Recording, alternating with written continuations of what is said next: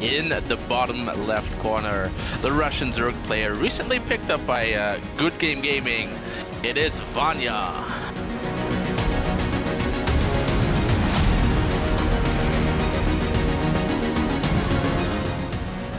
And in the upper right, in the red, the Frenchman, the Protoss player, he is ShaDoWn.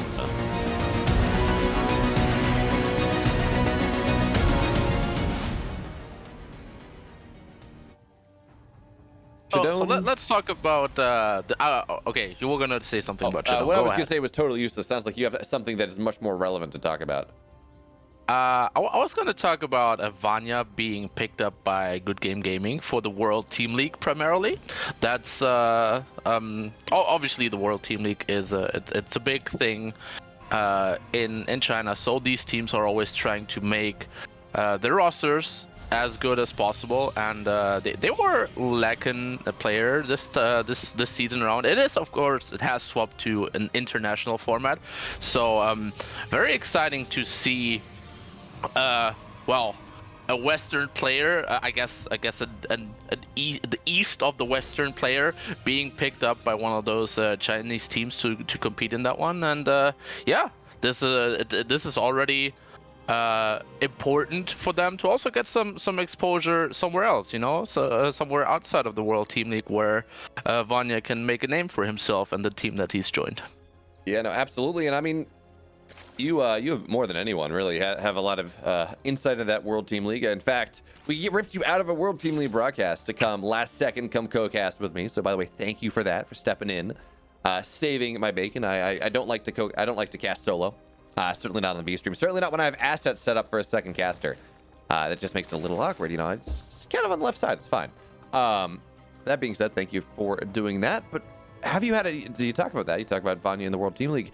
Have you had a chance to? I haven't had a chance to catch much WTL this season. How has Vanya been doing? If you've been able to see any of that. Vanya so far, he's only played in their first match. They had a tough mountain to climb there. Good Game Gaming was up against Kaisi Gaming, and Vanya in particular was up against Solar. So he did lose that one 2-0. But I think in the grand scheme of the league, he can be a good addition to the team. But man, what is happening in game here? First 2 adepts finding 5 drones already and getting out, and this is looking like Vanya's record in the World Team League so far. Not that great. Oh, yikes. But yeah, no, 5 workers there? I mean, okay, most you get like 1 or 2. 4 is the optimum because then the adepts have paid for themselves, right? It's each adept's with 100 resources. It works out. But getting 5 there, that is massive there for ShaDoWn. That means he's up 6 workers, and look, he's got more worker damage potential coming on in. As he's already got 1 Oracle, does not want to lose that one. His 2 more workers will go down, but he's got a 2nd Oracle popping on in as well. And of course, 2 Oracles are better than one. They one-shot instead of 2-shot. It's kind of funny talking about Oracles, you know, one-shotting things or 2-shotting things because, well, it's continuous beams. But anyway, you know, damage ticks. So that Oracle, oh, he's going for 3 Oracles here. So here's the question. Is this 3 Oracle into ground-based tech, or is this kind of the Zest idea of 3 Oracles into like 2 base carrier? It looks like it's going to be 3 Oracles into ground tech because that 3rd base is underway now, and we don't see Fleet Beacon coming on down. So interesting. It's really cool that we've seen a lot more Protoss players are very interested in going into this more ground pounding style. You know, Charge Lot, Archon, Immortal, instead of just kind of going to strict Sky Toss immediate thing that has really dominated the meta over the last what 8-9 months. Yeah, it's really a blast from the past here. This is something that's I would say like 2.5-ish years old. This is something that was very popular in 2019. And now the Protoss players are going back to it. There was never really a big downside to doing this. The thing is just once again Zerg players getting better at defending it, and that way it wasn't as worth it anymore. But yeah, now that it is shifted out of the meta, it has once again the potential to do some damage here, and I like it. And it looks like this time around it's going to go up against yeah, a lot of aggression coming out of Vanya here, who will be marching a few of his queens across the map. The oracles are spotting this now. Vanya is building a lair behind this, so he probably wants to keep his option to transition out of this, but his drone count is below 50 here. This is heavily committed with a lot with queens, with the lynx, roaches, and ravagers across the map, so needs to make something happen here. He can't just not get any damage done. Yeah, this is one of those weird timings that I'm never really sure about. Like, it's powerful, but it's not. You don't generate that massive supply lead, but it still ends up kind of doubling your opponents anyways. You don't have quite as many queens as the other push happens, but you're also just hitting a little bit earlier. And against these oracles, I mean, it is going to be valuable. Now, that being said, I mean, this is a solid wall here. The Biles are going to get a couple of stalkers for free. Warping and Envision, never a smart idea. Now Zerglings are going to find their way on in here, but Shield Battery Overcharge does get popped. So Vanya, he says, okay, well, you know what? I killed some stalkers. That sounds really nice. I killed some adepts. I'm now going to get the rest of my queens on over. They got that last set of transfuses and they got built, and now that's happening. So I'm going to knock down some structures. I'm going to finally get on top of immortals there. There we go. One immortal will pop down. Fantastic Biles. Now Zerglings streaming on into the main base here, really looking to really stress the multitasking of our French Protoss player. And thus far, it looks like it's working out pretty well for him. Yeah, this is the downside here. That, well, I said earlier that there aren't major downsides, but this is the downside in the current day and age of Queen walks. These triple oracles really don't have anything to offer in the defense of these Queen marches, and we see them going down here. ShaDoWn on his last, like, has to pull probes into this. Lost 11 probes in the main base already. Now he needs to pull more probes into the defense. Here, it looks like he might just about get the cleanup, but the losses were extensive. He's down to 24 probes. He hasn't even held this yet. 3 Ravagers are left, and 3 Ravagers are dealing more damage. Gonna finish off this Cybernetics core, so no more Stalker or Sentry Warpins, and this is looking terrible for the Protoss player. And it's still not dealt with. There's still 3 Ravagers that are wrecking havoc. They're gonna have to be cleaned up by this disruptor. So in the end, the cleanup, yes, but 29 workers, 9 army supply. It's just a terrible position for ShaDoWn, especially with Mutas coming out of Vanya now. He's not going to have anything to deal with those. Yeah, this is really very much a game of, wow, you know, Vanya probably, oh, that's a nice triple shot. Vanya very much could have killed his opponent right there. The reason we saw ShaDoWn quote unquote hold is because Vanya went up to 67 workers. He got Aspire, he's getting Mutas. He just said, look, I can kill you now, but what if I kill you later? What if I kill you with even more stuff? That sounds like fun. What if I even kill you with even more tech? So Mutas are going to be the name of the game here. I don't see any way that ShaDoWn is going to be able to deal with that one. The roaches, the 3 roach hit squad, because why not? Why shouldn't I? Yeah. Why shouldn't I attack with roaches? ShaDoWn is still very much occupied with dealing with these ground forces here. He's got that done for the second, but as soon as these Mutas pop out, it's gonna call the GG. He just barely held on the ground and then had nothing against the airs. The disruptors, they can't shoot their purification novas up into the air because that would be busted. Yeah, and that's how Vanya takes the first map. I mean, that sounds like fun. I want my disruptors to shoot up. I don't play Protoss, so it's not valid. But in general, that sounds like fun, you know? Anyways. Is this Fear Dragon in disguise with a cheeky balance ideas over there? You know what? If I had my druthers, Zerglings would be able to fly, have crack from the start of the game, and have, like, you know, crack armor as well. So, you know, starting at 3-3-0-0, or starting at 3-3 from the start, and be able to fly and just munch on Void Rays. But, you know, I'm pretty sure... I mean, Zerglings with the skin have wings, right? Why aren't they flying? I'm on your side there. And in the campaign, you can have them leap off cliffs. So I'm just saying there is a precedent there. And it's, if many things from the campaign made it into the real game, this game would be a whole lot worse. Yeah, yeah, just a tiny bit. Just a small bit. It's fun though. Anyone that has never played it, only focus on the competitive part here, do check out the campaign. It's pretty good. That it is. But Vitamin, you know what's also pretty good? Another map of Vanya versus ShaDoWn? Yeah, I think you're right. Let's do that.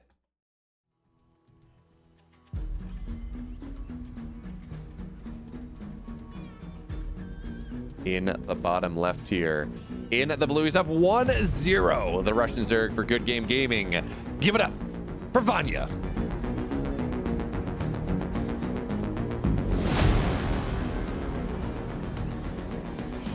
And in the top right corner, fighting for the series. Down one map from France, it is the red Protoss player, ShaDoWn.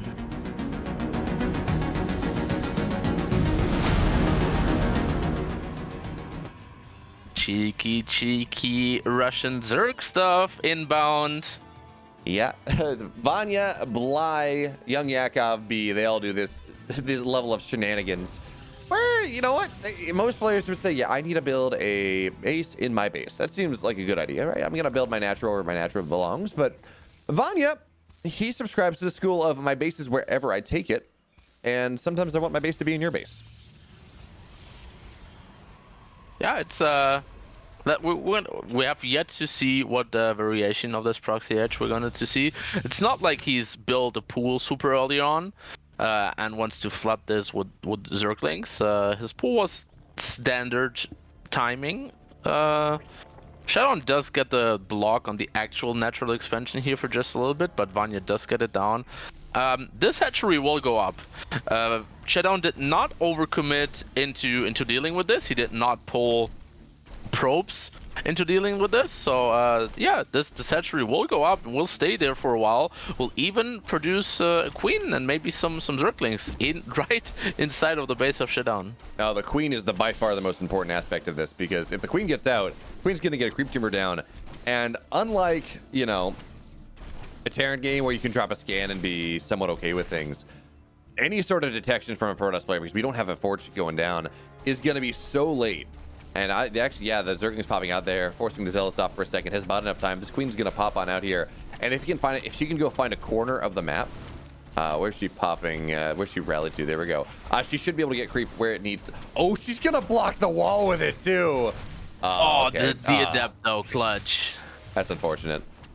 At the end of the day, that does mean now that it's not going to be nearly as powerful as it once was, but the creep still should be alive, so long as this queen plays Ring Around the Rosie long enough that she should maybe get a second opportunity at this as more and more Zerglings do pop out here. Okay, the queen's going to go down. No second queen. This is not going to be quite as disastrous for ShaDoWn as it might otherwise be, but still not great. And these broodlings, they're going to do some damage at least to these zealots, as a couple last Zerglings will pop on out here. But there we go. Last one's get canceled. Creep's going to go away, and now there are 3 adepts and 2 zealots running across the map. That's not easy to deal with. Yeah, also worth noting that there's no third base for the Zerg player. I really like the idea of trying to get that creep tumor inside of the wall there. If they Adept hadn't paid attention, the Zealots wouldn't have been able to do anything about it because the Queen was blocking it. That was a cute idea, but now Vanya's stuck on 2 bases. These 3 Adepts will head over across the map, force at least a couple of buildings. They don't even have to shade in here because the damage that they are doing is forcing Vanya to build more and more of these Zerglings. He has a sizable amount of Zerglings here, but he just recalled them out. I don't like this idea. I think ShaDoWn should have fought there, and he would have traded very well against those Zerglings. And now he lost the majority of his forces, didn't trade out against the Zerglings at all, and now the Zerglings can head over across the map and deny this third base attempt. There's no way this is going up. Yeah, no way at all. There we go. It's going to get canceled. I didn't want a normal game of StarCraft. That was not what I was looking for in this game number 2, and I'm glad. I am so excited that ShaDoWn and Vanya have given us a game such as this. So there we go. Zerglings are going to try to fight their way on into the natural. They will find their way on in as the Oracle shows up to try to clean them up. 3 Lings really not going to get anything. Proper pro pool even will be able to fight that. But it's a scout. It's annoying. It means that if ShaDoWn is not paying attention, problems get caused. So a little bit of an APM sync, but realistically, these Zerglings are not going to get much more than that.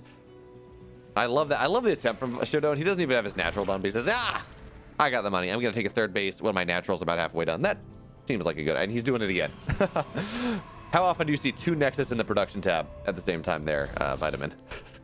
Yeah, not that often. Now that these Zerglings have been dealt with for the most part, and now that he has access to these Stargate units to defend the third base, I don't think this third base is going to be under any sort of threat anytime soon.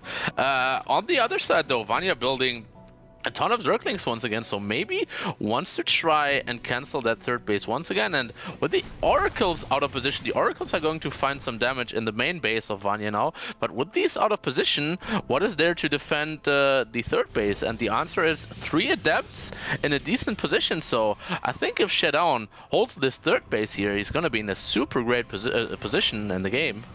Ooh, man, the Adepts not quite in hold position there, so Zerglings will get us around on top of all of them. But more and more Adepts are finding their way on in. With the Oracles coming back, yeah, ShaDoWn should hold this, but he's going to lose far more Adepts than he really should have. Which, you know, in this game doesn't really matter all that much. He's not going for some sort of Adept timing after this, no stats idea. But if he did, that would really curtail that bit of aggression. Instead, of course, it's second Stargate, +1 is about halfway done. ShaDoWn says, look, you proxy hatched me.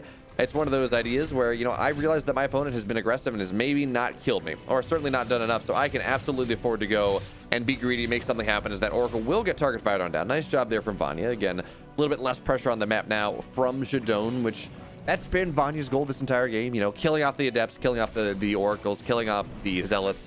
This really prevents ShaDoWn from doing too much on the map, which of course allows Vanya to drone up with impunity just a little bit more, even as he did spend a decent amount of Zerglings to make that happen.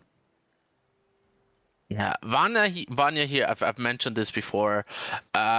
He prefers to go these lower drone counts, more units, trying to make something happen with the units that he has. So far, not really working out for him. He's attempting once more at the Protoss third base here, gets into the mineral line, and target fires down the shield battery there, so ShaDoWn forced to warp in a bit more over there. Doesn't get any probe kills out of this, so yeah, he's low, very, very low for this stage of the game on drones, but he does once again go into the mutas here. This time around, ShaDoWn with a double Stargate, if he sniffs this out, way better preparation to deal with this.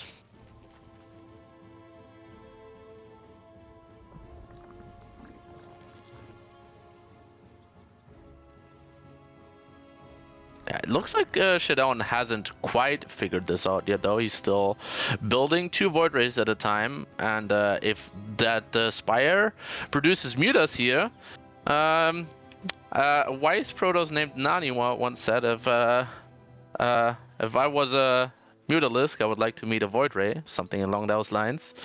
So it's really up to ShaDoWn to figure this out.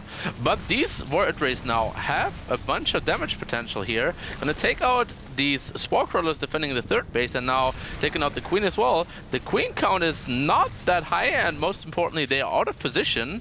So just now chasing the Void Rays away, only after killing 4 more drones. 14 mutas on the way, though. 14 mutas is big, especially because ShaDoWn has no idea this is happening. He's producing disruptors. He has no idea these mutas are coming. Does he have static defenses in his base? Nope. There's really nothing to deal with these mutas. He needs to sniff them out ASAP. Yeah, it's kind of interesting, right? Traditionally, you know, the idea of, oh man, going muta into double Stargate, that doesn't seem all that great. But we've started to see players go more and more into this idea of muta into corruptor, just pure muta, to force their opponent to not get into late game sky toss, right? You force them into this early game, and then if your muta corruptor ling micro is good enough, you'll be fine. So mutas, as you said, they're going to find their way into the main base. There is only static defense, I believe, in the third. This mutaflog is powerful. Now, the Void Rays, you say, yeah, if I'm a muta, I'd love to meet a Void Ray. That is true. However, these are, of course, +1 voids. They do have a lot more damage potential. It's an additional like 8 DPS per Void Ray for that +1. So the mutas aren't going to be able to fight them quite as advantageously as they would if they were just, you know, 0/0 voids. At that point, yeah, the mutas absolutely dominate that. But Vanya, he's doing this thing we saw in a previous series, right? That Denver did, where, yeah, Vanya's he's going to get some mutas, but really he's going to go back into ground behind that. This is a bait as much as anything else. But I don't like this bait as much as I liked it against for Denver in that game, right? Because there are a lot of Void Rays. They haven't really gone down. We have a bunch of Phoenix underway. The Void Rays will do a great job against any type of thing that Vanya has on the ground here. That being said, Vanya, he's pushing on into the 4th base. He says, look, as long as you're out of position, it doesn't really matter here. The Queens, they're walking as well. Queens, of course, that's the extra anti-air that you're looking for. Disruptor shot is not going to go off here. It's going to get target fired on down. The Queens fighting strong with that +1, are doing a fairly decent job against these Void Rays. But as I said, the Void Rays are just shredding things. Those Biles, though, Vitamin, are going to be objectively fantastic. Meanwhile, of course, Muta's sitting here on top of the stack defense. They are getting 26 workers, but they're also, a lot of them, they're losing their lives. The last the Queens are dying. There's no anti-air for the Zerg player anymore, so that he's going to get the 4th base, and he's going to be forced to turn his tail and run back home. Yeah, 4th base goes down, but so do all the Mutas except for 3. He just left them there to deal all the damage that they could at the 3rd base location. He's now swapping into Corruptors to try and deal with this air army. It's really only the air that is left here, and has to be careful for the Biles not to hit. Dodges them. Well done. Prismatic alignment is activated for these Void Rays, so they will be very, very strong as long that it's active. But is the Void, I think the Corruptor count might just be high enough to deal with this. And yeah, he's recalling out, loses 2 Void Rays on the exit, and now with that 4th base going down, with the economy crippled, it's looking okay for Vanya. Vanya is, once again, he doesn't have the greatest tech, he doesn't have the most developed army, but he has what he needs to deal with the Protoss for the time being. Yeah, he absolutely does. Vanya did that good thing, right? Where you go and you're like, okay, I don't have a lot of anti-air, I'm building Corruptors. That's fine. But he didn't make the mistake of engaging in when he only had a couple, right? In that panic moment of, oh, I need to defend this base. Whatever I have is going to have to be good enough. I'm either going to defend or I'm going to die. No, he sat. He made sure that he didn't really fight. He fought a little bit to make sure that his Corruptors coming out of that 4th hatchery were able to escape. But now he's just got a... This is honestly almost too many Corruptors here. 22 Corruptors on the field versus the 9 Voids. And yeah, prismatic alignment is scary, but I mean, again, this is a lot of Voids here. More and more are being produced. Vanya, he's getting +1 armor as well, so he's just really going to be able to fight this air army, especially once prismatic alignment is done.